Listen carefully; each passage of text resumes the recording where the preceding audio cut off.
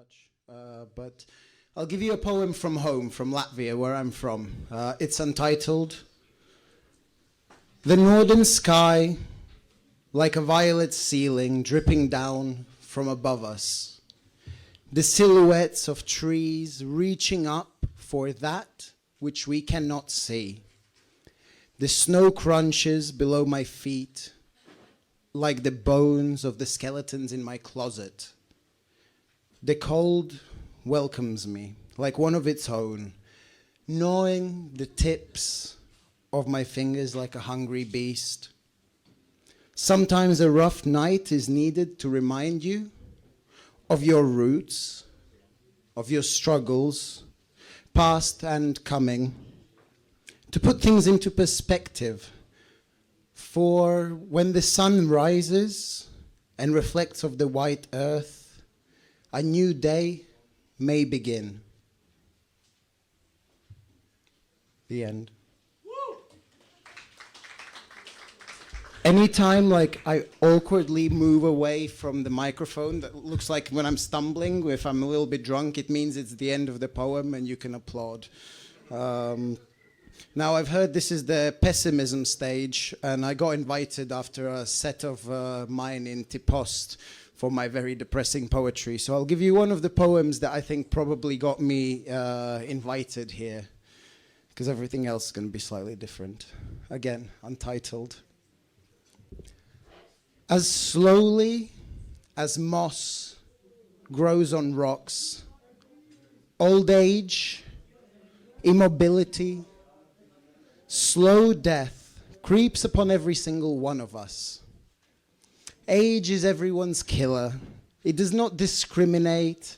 It shows no mercy. And it's funny, really. The more of life you enjoy, the sooner it'll escape your grasp. But living in a box, out the sun, away from the smoke, without drink or drugs, and you might as well be immortal. So, if you never saw beauty in life, you will probably see beauty in death.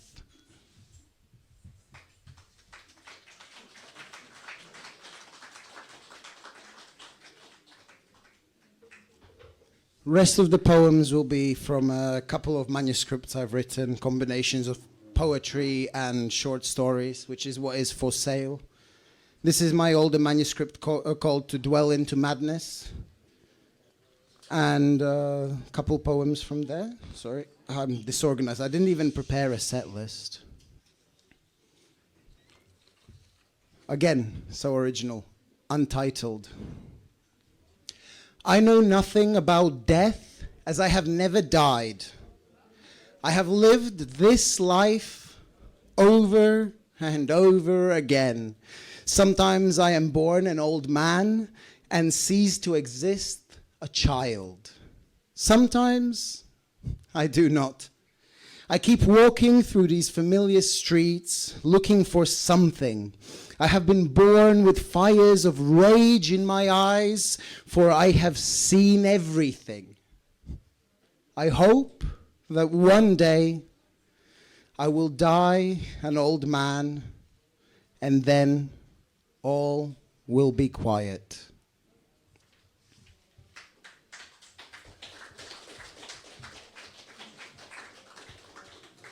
This one actually has a title.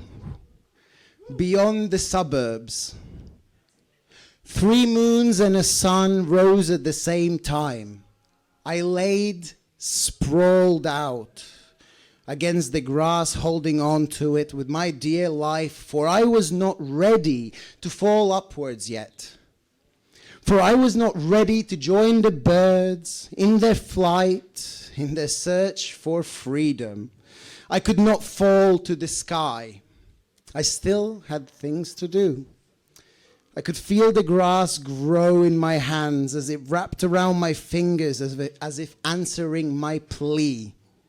Like a tug of war, the sky called, it pulled me upwards. Yet the earth, the ground below me, surely, but slowly buried me. These 3 moons and a sun stared down at me, stared up at me. They beckoned and laughed for all the things that I did not know yet.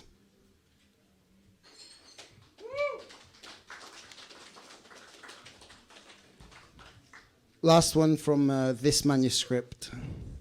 Amarobius ferox. A rhythmic beat vibrated through the webs. With her 8 legs, she delivered her last performance. It was a call for dinner. Royal, motherly, her abdomen bore indistinct yellow marks. 100 little spiderlings danced around the web like a mist. They descended upon their own mother. Like a tide, they washed over her, and like piranhas, they devoured every last bit of their matriarch. Through these suicidal tendencies, they grew large and strong, and thus carries on the vicious cycle of life.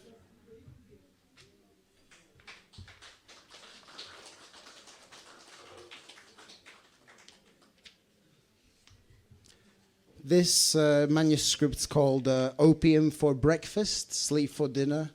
It's a response and a chronicle of my recent trip through Mexico. So everything is at least somewhat loosely based on real life, as much as you want to believe it. It's called Untitled. I know. Got nothing but loose pockets and your company, which, all things considered, is one of the better things that could have happened to me. Slight inclines, your worst enemy. And a lot of Dos Equis, by the liter even. A flurry of narrow streets and a manuscript's worth of imaginary dialogues. Rides in the back of pickup trucks and camping in the sands of both the Atlantic and the Pacific. Opium for breakfast, sleep for dinner. You couldn't get this as a packaged holiday. For the ups and downs, the agua azul that run like stale coffee. For the lost and found phones. And for all the panic and the breakdowns. I still wouldn't have it any other way.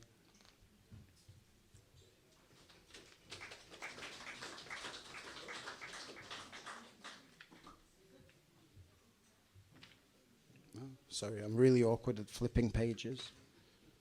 I have like 0 stage presence. Descent. Very little sleep. Stress. Anxiety. 2 coffees. Black. Empty stomach. A minibus driving down the serpent-like roads of Oaxacan mountains. And upset stomach, motion sickness. It's been a while. Valleys filled with maize beyond the tinted windows. Down the forest-covered slopes, I see people work like ants in the unbearable heat. I can only assume the mountains are pleasantly cold. The sun is out in full force. I'm going to miss my bus to the airport for my flight that will take me to another airport where a flight would take me back to Europe. Very little sleep, stress, anxiety, 2 coffees, black, empty stomach, a minibus taking a break in a town that is nowhere near where I have to be. Cigarette smoke.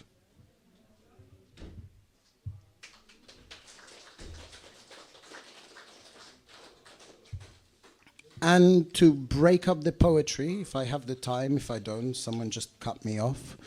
I'll read one of the short observational stories from Mexico. It's called Outtakes from Mexico, Fresh Mountain Air.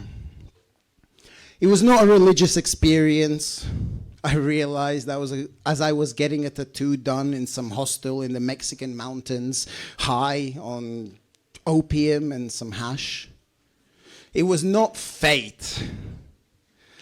I guess you could say I was at the right place and the right time, but then again, I am sure that this was not the only accommodation in the country where you had a group of friendly hippies making tattoos and smoking fucking dope.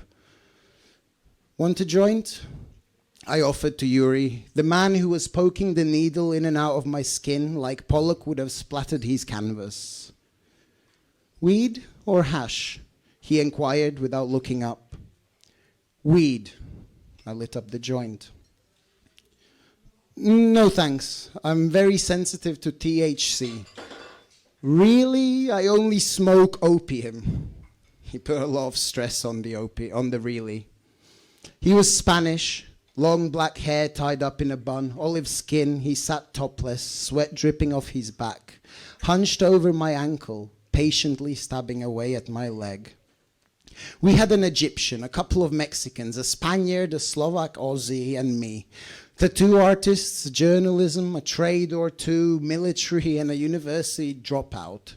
So it's not that surprising that someone was rolling a joint at any given time, and at least 1 or 3 joints were being passed around the table like STDs during the first year of university.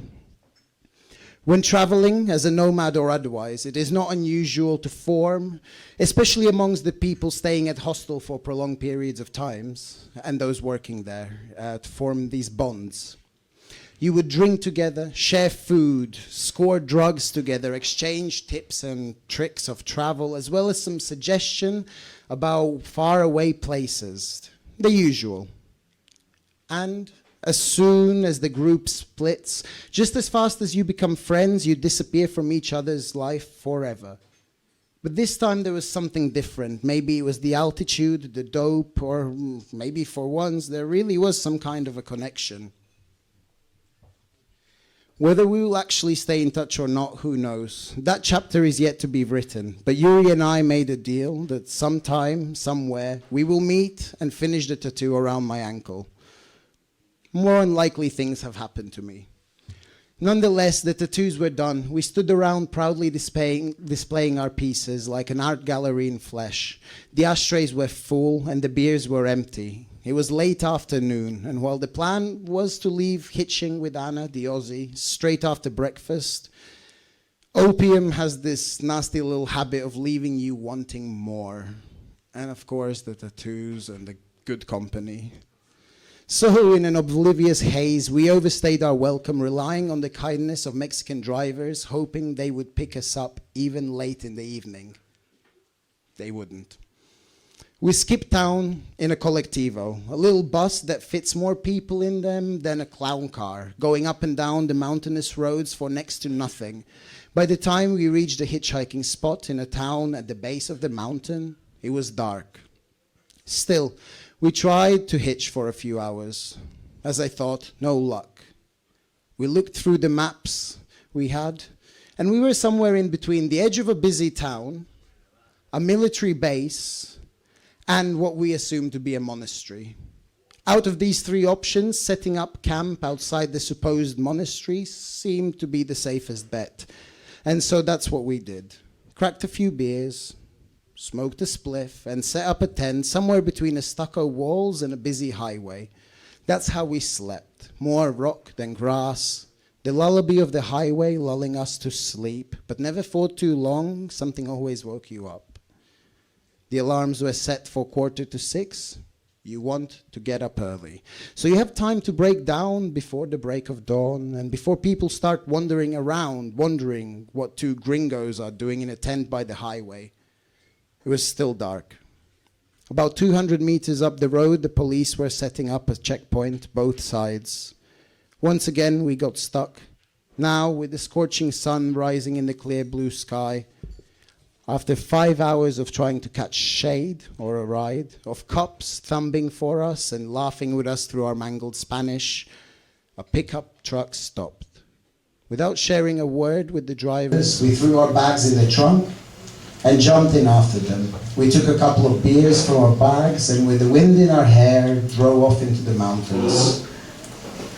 About 300 kilometers left. Tonight we'll be sleeping on the sands of the Pacific Ocean.